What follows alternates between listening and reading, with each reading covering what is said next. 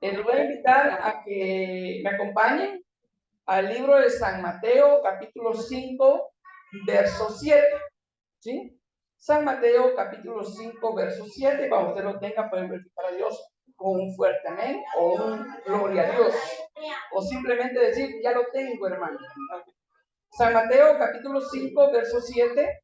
El título de la enseñanza de esta noche es Misericordia quiero y no sacrificio. Escuche bien el título, misericordia quiero y no sacrificio. ¿Cuántos están aquí por la misericordia de Dios? Y Dios también está pidiendo misericordia. Entonces, San Mateo capítulo 5, verso 7 dice así la palabra. Vamos a ubicarnos aquí en San Mateo capítulo 5, verso 7. Bienaventurados los misericordiosos, porque ellos alcanzarán misericordia. Puede sentarse, hermano. Amén. En una enseñanza anterior habíamos aprendido que la palabra bienaventurados no significaba, como muchos predicadores dicen, 7 veces mejor o 10 veces mejor o 10 veces dichoso. No significa eso. Realmente, si uno va a un diccionario, ya sea un diccionario secular o un diccionario bíblico, no va a decir eso. Y les comentaba yo que la palabra bienaventurados es una palabra compuesta por 2 palabras. La palabra bien y la palabra aventura. ¿Verdad? La palabra aventura no significa una aventura amorosa, sino que significa toda travesía que conlleva un peligro, que conlleva tristeza o conlleva situaciones difíciles. Entonces, ser misericordioso es difícil, hermano. Ser misericordioso es difícil. Porque ser misericordioso significa perdonar a aquel que me hizo daño. Ser misericordioso significa ayudar al necesitado. Ser misericordioso significa no juzgar al caído, sino que orar por él para que se levante. Ser misericordioso significa no condenar. ¿Sí? Esta enseñanza realmente se separa en 2, o sea, lo voy a separar en 2 enseñanzas porque si es algo larguita, entonces yo para que no nos estresemos, la separé en 2, ¿verdad? Y la primera parte se llama misericordia quiero y no sacrificio. Entonces Jesús enseñaba las bienaventuranzas, bienaventurados los misericordiosos, porque ellos alcanzarán misericordia. Es decir, hermano, que cuando usted y yo practicamos misericordia, vamos a alcanzar misericordia de parte de Dios. Porque todos le fallamos a Dios de una manera u otra. Todos le fallamos a Dios con nuestros labios, con nuestra vista, con lo que hacemos, con simplemente ignorar a una persona, ya le estamos fallando a Dios y definitivamente necesitamos de su misericordia. Bueno, venimos acá, yo al menos reclamo mucha misericordia a Dios para mi vida, para que me ayude a seguir adelante y me ayude a ser una persona de bien. Pero para que yo alcance esa misericordia, tengo que aprender a ser misericordioso. Yo quisiera que usted me acompañara a San Mateo, más adelantito, capítulo 9, verso 9. San Mateo, capítulo 9, verso 9. Cuando usted lo tenga, puede decir un fuerte amén. San Mateo, capítulo 9, verso 9. Yo creo que el 9 no lo tengo. ¿Alguien me puede leer el 9? Solamente el 9. Si alguien me hace favor de leer el 9. Es que solo tengo del 10 en adelante. Ajá. Pasando después de allí, vio a un hombre llamado Mateo, que estaba sentado en el banco de los tributos.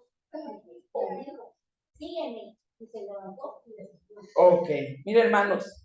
Jesús, cuando escogió a los 12, a sus líderes, a las personas que él creía que eran capaces de esparcir el evangelio por toda la tierra y de ser testigos de él, porque les cuento que el evangelio de San Mateo se le atribuye a Leví, a quien llamó ahí, pero Leví era un publicano. Leví era una persona que cobraba los impuestos de Roma, y para los judíos, un judío que le servía a Roma era un traicionero. Era una persona que había traicionado a su pueblo por dinero. Y resulta que Leví, como muchos publicanos, habían sacado ganancia de cobrar los impuestos, porque cobraba de más. ¿Verdad? Pero Jesús cuando lo vio con ojos de misericordia, como lo ha visto usted y como me ha visto a mí. Ahí decía Danilo que gracias a su misericordia están nuevamente acá. Y gracias a su misericordia yo estoy nuevamente acá. Y cada uno de nosotros estamos acá gracias a su misericordia. Entonces, Dios no mira muchas veces en qué le fallamos, sino que mira nuestro corazón y quiere que cambiemos. Porque también quiere que que cambiemos. Entonces, Jesús llamó a Leví y le dijo, sígueme. Y dice que aquel hombre que tenía un trabajo, mira hermano, la vez pasada yo le contaba del joven rico que no quiso dejar sus posesiones porque tenía muchas cosas. Pero este hombre que tenía un buen trabajo, una fuente de dinero estable y que ganaba bien y por lo tanto comía bien, vestía bien y tenía una buena casa, este hombre lo dejó todo por seguir a Cristo. Y sigue diciendo en el verso 10, y aconteció que estando él sentado a la mesa en la casa, he aquí que muchos publicanos y pecadores que habían venido se sentaron juntamente a la mesa con Jesús y sus discípulos. Y usted no crea que estas personas que dice acá que eran publicanos y pecadores, eran personas que por ser de la alta sociedad eran educados. Yo me imagino que Jesús estando sentado ahí en la mesa, había gente que tal vez ni respetaban la comida, tal vez decían unas grandes palabras deshonestas, palabras que tal vez se trataban mal entre ellos. Pero Jesús estaba ahí para hacer luz para ellos, porque los amaba a ellos. Pero resulta que en el verso 11, cuando vieron esto los fariseos, dijeron a los discípulos, ¿por qué come vuestro maestro con los publicanos y pecadores? Entonces los fariseos eran la gente que, entre comillas, estaba más cerca de Dios. Era la gente que iba todos los sábados a la iglesia, a la sinagoga, que leía la palabra de Dios. Y ellos lo primero que hicieron, es de su maestro. Y mira con quién se junta. Tenga mucho cuidado, hermano, o juzgar a un hermano que tal vez está en medio de gente que no es cristiana. Porque usted no sabe con qué intención está ahí. Tal vez él quiere ganar a sus amigos para Cristo. Entonces tal vez caemos en el error de juzgar a la persona. Entonces sigue diciendo esto en el verso 12. Al oír esto Jesús les dijo, los sanos no tienen necesidad de médico, sino los enfermos. Un día nosotros estábamos enfermos y muchos otros seguimos enfermos. Y por eso venimos a la casa de Dios. Porque necesitamos que ese médico celestial nos siga sanando. La gente dice, es que a la iglesia van un montón de hipócritas. Dice. ¿No ha escuchado usted a la gente que dice eso? Sí lo dicen. Yo le digo a la gente, tú no sabes que la iglesia es como un hospital, donde hay mucha gente que va porque está enferma y reconoce que el médico de médicos es Cristo. Y que solamente Él lo puede sanar. Eso lo puede conseguir. Entonces Jesús, conociendo que ellos conocían la palabra, y es lo que me gusta a mí porque mucha gente critica a los cristianos evangélicos, porque dicen, es que todo la Biblia. Jesús es el mejor ejemplo de Biblia. Jesús es el mejor ejemplo que Él respaldaba todo con Biblia. Porque Él les dice a estos hombres en el verso 13, id pues y aprended lo que significa misericordia quiero y no sacrificio. Él estaba citando un texto del Antiguo Testamento, que está en el libro de Oseas, capítulo 6, verso 6. Entonces lo vamos a leer ahorita en un momento. Dice, id pues y aprended lo que significa misericordia quiero y no sacrificio. Porque no he venido a llamar a justos, sino a pecadores al arrepentimiento. Entonces Jesús no vino por justos. Hay mucha gente que piensa que es justa, que piensa que pues nunca, no sé si usted ha escuchado a gente allá afuera que dice, yo no necesito ir a la iglesia porque yo no robo, no miento, no hago esto, no hago lo otro. Pero como le dijo Jesús, bueno, si quieres ser perfecto, anda, vende todo lo que tienes y sígueme. Y aquel joven se fue porque amaba más lo que tenía que a los pobres y a Jesús. Entonces, cuando Jesús le dice esto a ellos, Yo me imagino que muchos de ellos, sí, está escrito así. Pero muchas veces, a veces cuando uno se convierte en religioso, hermano, estoy hablando religioso en el sentido de que hace las cosas por costumbre, no porque realmente está buscando de Dios a todo el corazón. Cuando uno pasa en eso, por eso dice la palabra de Dios allá en Apocalipsis, he aquí que tienes que recuperar tu primer amor. Como cuando usted aceptó a Cristo, va y venía a la iglesia, y ¿en qué puedo ayudar, verdad? ¿Cómo puedo yo servirle a Dios? Pero muchas veces se convierte todo en monótono y hacemos las cosas solamente porque hay que hacerlas. Pero tenemos que hacerlas por amor a Dios. Entonces, cuando Jesucristo les dijo esto, ellos sin duda se recordaron. Sí, está en Oseas capítulo 6, verso 6, pero no lo habían puesto en práctica. Porque en ese momento ellos no estaban siendo misericordiosos, juzgando a todas esas personas y juzgando al Hijo de Dios. Tengan cuidado, no vaya a ser usted hallado juzgando a un hijo de Dios que está tratando la manera de ganarse sus amigos. Entonces, tengamos mucho cuidado en eso. En Oseas capítulo 6, verso 6, no lo voy a invitar que se vaya porque quiero que se quede en el libro de San Mateo. En Oseas capítulo 6, verso 6 dice, porque misericordia quiero y no sacrificio. Y conocimiento de Dios más que holocaustos. Imaginen, por eso también ese texto. Ciertamente el obedecer es mejor que los sacrificios y el prestar atención que los holocaustos. Entonces, prestar atención, ¿para qué? Para tener conocimiento.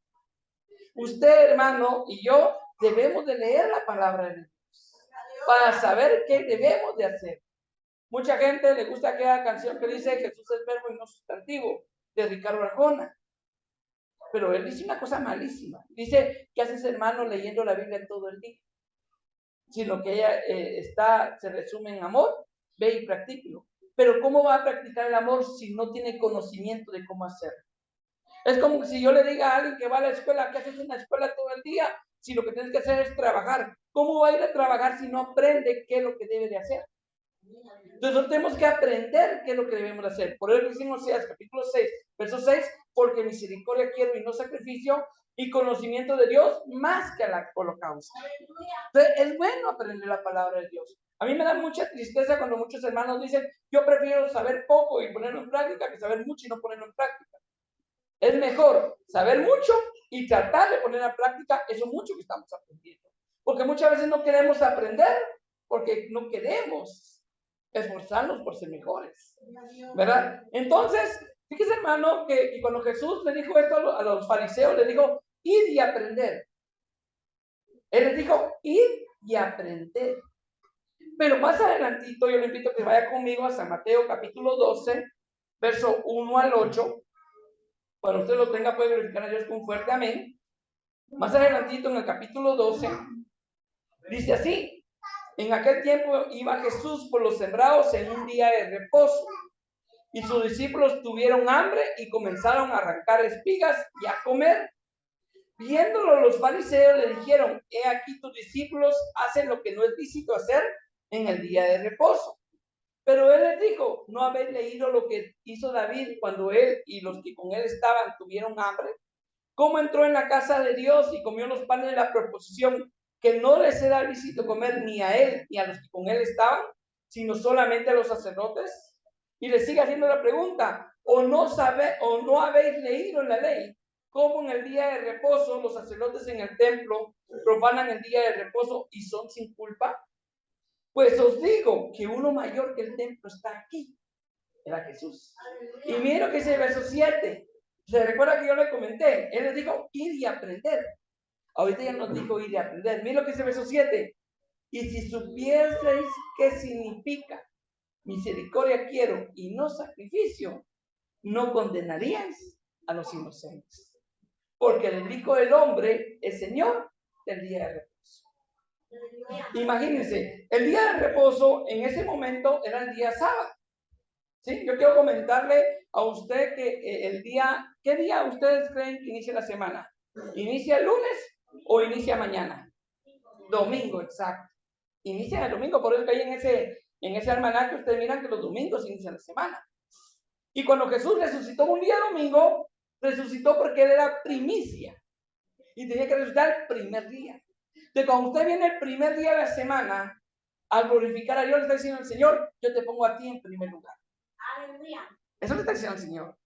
Entonces, no, le está dando las primeras horas de su semana. Le está diciendo, tú estás antes que mi trabajo. ¿Verdad? No es que nosotros guardemos el día domingo, sino que se lo ponemos de primero a Dios.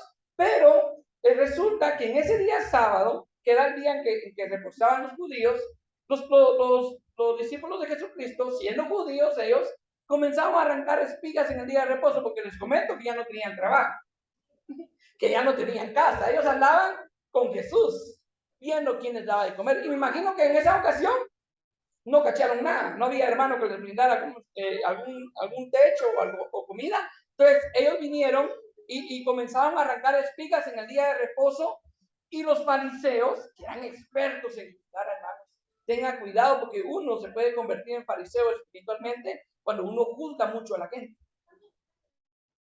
Entonces usted tiene que aplicar la palabra como es, pero tenemos que aprender a no juzgar, ¿verdad? Entonces sigue diciendo que ellos, cuando vieron que los discípulos arrancaban espigas en el día de reposo, comenzaron a criticarlos. Mira, le dijeron a Jesús, ¿cómo tus discípulos arrancan espigas en el día de reposo? Y Jesús les comienza a dar dos ejemplos. Y ejemplos bien hermosos, hermanos, porque viene y le dice, ustedes no han leído. Y otra vez, me fascina la palabra de Dios, porque la misma palabra de Dios enseña que nosotros nos tenemos que fundamentar con la palabra de Dios. Y Él enseña y viene y dice, ustedes no han leído. Ustedes que tienen la Biblia ahí en sus manos, no han leído. Cómo David y los que andaban con él entraron en el templo y comieron de los panes de la proposición, que no les era permitido comer ni a ellos ni a los que con él estaban, sino solamente a los sacerdotes. Entonces, si usted se va a ese texto bíblico, se va a dar cuenta que no fue que David haya entrado a agarrar los panes. David no entró abusivamente a agarrar los panes. David iba huyendo de Saúl. Y cuando él entró, como ya no tenían fuerzas porque no habían comido, le dice al sacerdote, mira, no tienen nada de comer. Y el sacerdote le dice, solamente los panes de la proposición, pero si quieres te doy de comer estos. Entonces el que tiene autoridad, que era el sacerdote, le dio a él. Entonces David no cayó ahí en ningún pecado, porque él no fue a tomarlo, sino que él habló con el que tenía la autoridad. Y el que tenía la autoridad se los dio. Por lo que Jesús dice, bueno, ¿de quién es el día de reposo? De Jesucristo. Él es el Señor del día de reposo, porque termina en el verso 8, porque el Hijo del Hombre es Señor del día de reposo. El que tiene autoridad le estaba dando permiso a sus discípulos. Pero por si acaso no había quedado claro, le sigue diciendo en el verso 5, o no habéis leído en la ley cómo en el día de reposo los sacerdotes en el templo profanan el día de reposo y son sin culpa. Fíjese, hermano, que un sacerdote en los días sábados, donde nadie podía cocinar, nadie podía hacer limpieza, el sacerdote dentro del templo podía ponerse a limpiar. El sacerdote dentro del templo podía ponerse a cocinar y no era culpable de ese pecado. Imagínense. Pero si ese mismo sacerdote salía del templo a recoger leña, por ejemplo, podía ser apedreado. Y podían matarlo a pedazos, porque eso es lo que mandaba la ley. Pero como estaba dentro del templo, estaba bajo la cobertura del templo. Y por eso es que dice Jesús en el verso 6, pues os digo que uno mayor que el templo está aquí, que era Jesús. Y ellos andaban con Jesús. Por eso es que no eran culpables del día de reposo. Cuando usted vino a Cristo, usted se convirtió en templo y morada del Espíritu Santo. Entonces usted ya es sin culpa porque usted está dentro del templo. Entonces, lo malo de los hermanos que son sabáticos es de que ellos juzgan a todos los demás. Ese es el problema de ellos realmente, porque que guarden el día del sábado no está mal. Si ellos lo quieren guardar, lo pueden guardar. Si usted quiere guardar el día sábado, guárdelo. Pero no juzga a quien no lo haga. No condena a quien no lo haga. Entonces vienen y condenan a todos los demás. Dicen que la Iglesia Católica es la bestia y que los que guardan el domingo, igual que la Iglesia Católica, es la imagen de la bestia. Escuche a un sabático hablar y verá cómo condena a todas las iglesias que son cristianas. Y por eso nosotros no es que guardemos el domingo, sino que nosotros los domingos, y no solamente los domingos, como enseña la palabra enseña en el libro de Hechos que los discípulos los del primer día de semana se juntaban y se reunían para compartir el pan y compartir la palabra. pero no lo hacían solamente el primer día de la semana, lo hacían todos los días. Y bueno, tal vez uno no viene todos los días, pero usted puede escoger cualquier día de la semana para venir. Y por eso a la hermana Flor le gusta cantar aquella que dice: yo me gozo lunes, yo me gozo martes, yo me gozo miércoles, yo me gozo jueves, yo me gozo viernes, sábado también. Y al llegar domingo sigo con el gozo y no sé por qué, porque tengo a Cristo que me da la vida de gozarme. Un Cristo, no voy a cantar, no soy muy bueno cantando, pero lo que yo le quiero decir, hermano, es que usted ya no tiene que guardar el sábado porque usted ya está en Cristo y Jesús es mayor que el templo. Así como aquel sacerdote que estaba en el templo, está usted. Donde media vez usted no haga una cosa mala, porque si usted también el día domingo lo va a utilizar para tomar o para hacer cosas incorrectas, estamos mal. Y así sea domingo, sea cualquier día de la semana. Pero Jesús estaba enseñando, y él, como les repito, en el capítulo 9 les dijo: id y aprender. Y en el capítulo dice: y si supieran, como ya les dijo, vayan a aprender porque ya les había dicho. Y ellos no quisieron aprender. Y muchas veces Dios nos invita a aprender y uno no quiere aprender. Uno quiere seguir muchas veces en lo mismo. Voy a terminar con este versículo porque ya vi que muchos ya están viendo mucho el pastel por allá. Entonces, vamos a terminar con el versículo de San Mateo, capítulo 23, verso 23. Si usted me acompaña ahí, con esto vamos a cerrar, hermano. San Mateo, capítulo 23, verso 23. Espero le haya gustado esa porción de la palabra del Señor. Entonces, dice en el capítulo 23, verso 23. Yo quiero decirle que en el capítulo 23 Jesús comienza a hablar bien fuerte a los fariseos y a los escribas. Les comienza a decir hipócritas, les comienza a decir un montón de cosas. Porque a veces los que más parecen estar cerca de Dios, a veces son los que más se alejan de Dios, porque son los que juzgan, son los que menosprecian. Por eso usted, hermano, si usted mira estar ahí a un hermano que usted sabe que ha estado mal, ore por él. Ore por él. Si usted mira a una persona que sabe que está haciendo algún mal, ore por él. Ore por esas personas que están matando acá. Que Dios toque sus corazones, que Dios los cambie, porque van derechitos al infierno.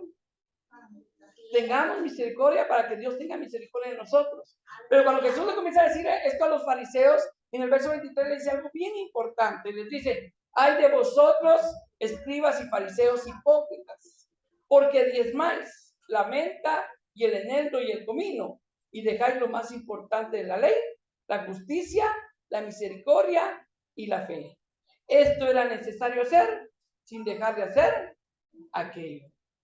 Mire, hermano, los fariseos eran personas que trataban la manera de guardar la ley y diezmaban.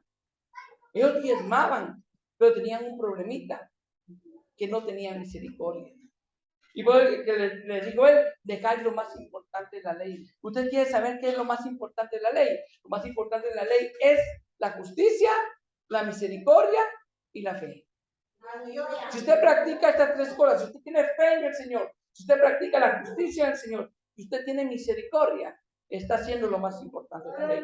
Pero yo sé que hay mucha gente, yo me he topado con gente que me dice: muéstrame un versículo en el Nuevo Testamento que hable de diezmo, y le creo. Aquí está ese versículo. Porque Jesucristo, aunque les dice que ellos son hipócritas, todo les dice despacito: esto era necesario hacer sin dejar de hacer aquello.